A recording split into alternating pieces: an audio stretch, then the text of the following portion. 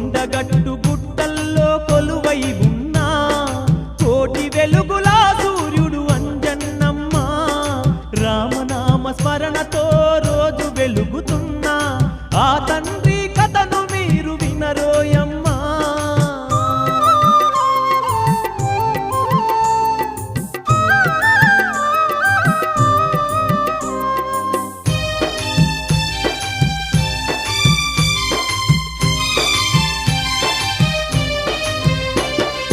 వాయుదేవుని వరముతో అంజని కడుపులో పుట్టి